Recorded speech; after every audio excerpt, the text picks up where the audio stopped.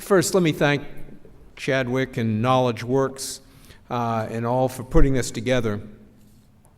I came to work for the Alliance for Excellent Education 6 years ago, and after getting my orientation in Washington, D.C., and the Alliance is an organization, nonprofit, that's dedicated to the proposition that all children should graduate from high school, college, and career ready. So after getting my orientation in Washington, I said, okay, where is it that I should start traveling to go find out what's being done to make children college and career ready? And the first place they sent me to was Cincinnati to meet a guy named Chad Wick. And so I have always learned from Chad, as I just learned again. It's something new in this discussion. I also want to say this is a critically important time, obviously.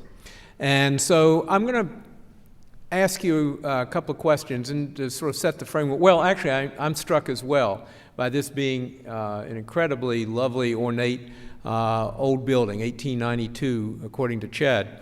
There's something about old buildings, though, is old buildings are lovely and the tradition, but what's important is what's happening within them. 1892 is about when just a little bit, it's really the start of the American education system as we know it. And it's when the American education system began to have to adapt, because there were two functions happening in the American education system. First of all, there was a wave of immigration, and the second is we had another wave of industrialization. And so we had a number of developments. The automobile was just coming on, and others. And so the education system was being built about the time this structure was. And the question is, how has each changed? And what is it that takes place within each one? I'm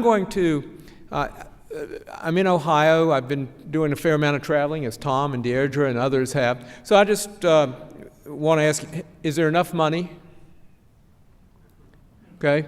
Are you happy with the student outcomes, the results? And do you have enough kids graduating college and career ready to take the jobs that are so important and will be the jobs that will propel Ohio's future and the nation's future? My guess, and also, do you have enough teachers particularly in the critical subject areas and in many regions of the state?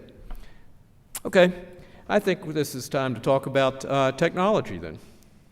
So the trouble is, this is technology I've not used, so I'm going to see if, yes. So, what's the imperative then that we ought to be talking about? I believe, and if you go online to the allianceforexcellenteducation.org, all one word, www.allianceforexcellenteducation.org, you can find the draft, you can find this paper. We did this report last year, the online learning imperative. There are three crises that we have to deal with that almost every state is facing. First is declining state revenues. Second, mounting teacher shortages in certain subject areas and in certain regions. And third is increased global demands for skilled workers. It's what many call the pipeline. Are we getting enough people in through high school and into 2- and 4-year programs or post-secondary certifications to meet the demands that our society has? So let's quickly review each of the three. What we see is, this is what I call the General Motors moment of 3 years ago. What you see on the green is that the first, from 2005 to 2008, that was all state budgets, and above the line is the percentage of increase that state budgets saw. In other words, tax revenues were going up enough so that state budgets were increasing that amount. And so that goes up until 2008. And now you see below the line, you see a decline in state budgets. And once again, this isn't just Ohio. This is all state budgets, all functions. And you notice that it begins to drop precipitously, 2%, then 4%. What is there that's significant about 2009 and 2010 that would reflect the degree to which it drops or doesn't drop?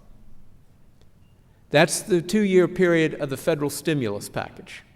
So remember that in these numbers, there is $787 billion of federal stimulus dollars essentially going to the states. In education alone, $100 billion. So now let's look at projections for the years going forward, because the federal stimulus package is gone and it's not coming back. And so states are looking at significant budget shortfalls, which I believe is you're dealing with in Ohio, but just like dealing in varying degrees with almost every state in the country. Once again, the General Motors moment. 3 years ago, GM wakes up and finds out there's a demand for much greater quality in the product, and there's less revenue to do it with. In education, is it not the same situation? A demand for much greater quality. Student outcomes must improve, and yet less revenues to do it. And so what is the response? The response is you got to change the way we're doing business. So let's move. And so the budget cuts, as I say, continue FY 2010, 39 states had to cut their budgets $18 billion. That's 35 of those states had to go into K-12. So, and that's going to continue this year as well. So the question then is, do we continue spending money the same way to get the outcomes that we weren't happy with? And what will that result in is we will be spending less money to get even lesser outcomes. Or do we look at how we are actually delivering the product, how it is we are delivering education, and how we're affecting student outcomes?